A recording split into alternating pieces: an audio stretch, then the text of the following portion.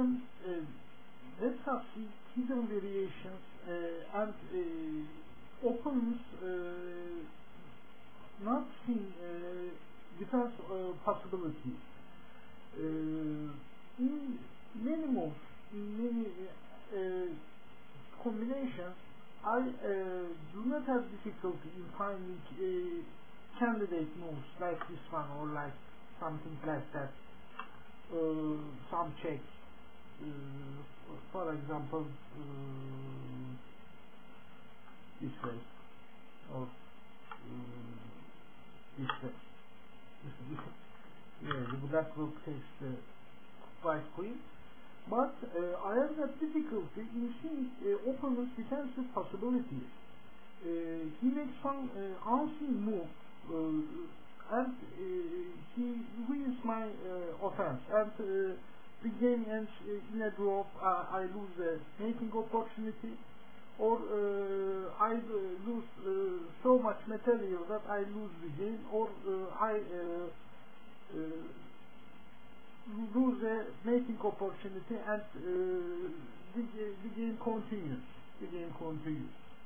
So I don't generally have difficulties in seeing candidate moves like this one. The clockwise technique is for pieces, and pawns. Pawns are important too. Don't forget that they can move 2 squares in opening position, in starting position, and especially don't forget black's king. You can make in this example 8 moves. Most of them are illegal. For example, she can't go here because the queen is here.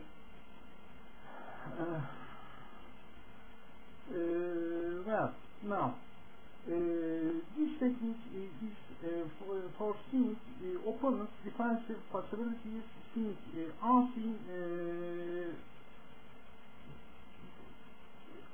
variations, and calculate all variations that can happen. So what we do is we do not use the clockwise technique, CDP-TIF or anything else for our pieces. This is how I use it. I make a candidate move and calculate starting from this pawn. These squares are empty, or they are my pieces. And from this pawn to the king, this is the last piece in the scan. I calculate all of the, even the stupidest moves like this. And when I come to a piece, for example, this rook is a good example. I first calculate take, because this TIF, the TIF part is attempt, because I checked the king. Can she take? Can he take? I make a clockwise analysis and see that she can't. This is here. Can't take. But be there. Knights and queens in even pawns can take your pieces, your pawns, your pieces, your attacking pieces, and pawns can take in 2 ways. This pawn can take here and here. So when I come to this black rook, first I do a clockwise take, then I do a clockwise interpose. Yes, in this example, it can interpose here, and flee. The flee part is only for the king, because these pieces are out of position. As we make a forcing move, I use the term forcing especially. It's a term in bridge. But I use a forcing move when I say forcing move. It's a move that you check in. When you make a forcing move, you scan, and for every piece you calculate if it can take or interpose your attacking piece, or the king can flee. When I calculate fleeing points, the same way, the clockwise method, 0 degrees, 45 degrees, 90 degrees, 135 degrees, to the third triangle from 60 degrees, and that's all. Now, you can see two or three variations for one interpose, one for flee. When you have two fleeing positions, you must calculate them all. You must calculate how to continue your attack. This king can flee here and here. What do I do for an attack king when he comes here, or here? How do I continue the attack? That's the thinking style in the CDP-TIF.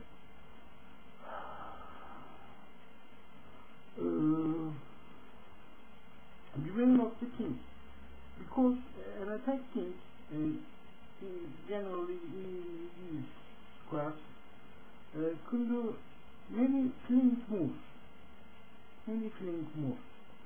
For example, if we transfer the king to here, as 0 degrees is blocked, 45 degrees is blocked, 90 degrees, we start with this square and calculate all of these squares, if they are valid or not. Especially the pawns that protect the king himself, and some pieces which are in your territory. For example, this bishop is in my territory. When you are scanning, it is easy to forget these kinds of pieces. You must look to the whole board and calculate their defensive movements just like that. This bishop is a long piece, long range weapon, and from your territory it can come to aid the king.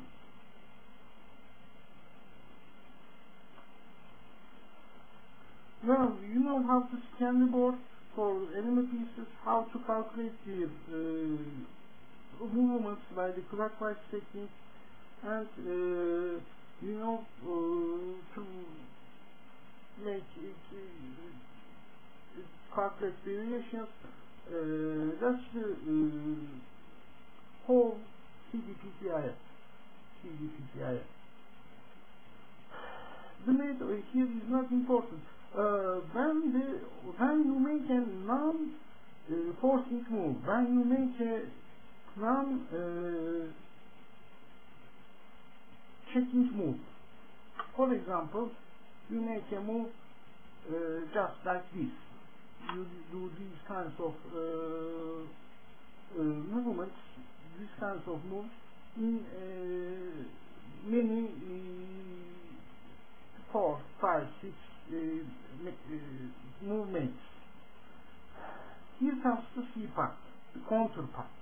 I said that when you the counter part is much more difficult.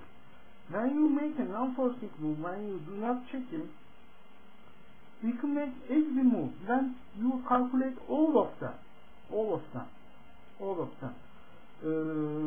And see if there is something that you miss, a variation you miss. Because when you are making a non-forcing move, non-checking move, the opponent's defensive possibilities are best.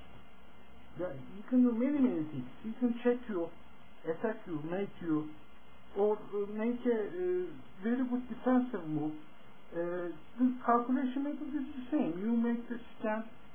What if I make this move, this bishop move, and he makes this, and you calculate until you come to this last square. In this example, when you come to the king.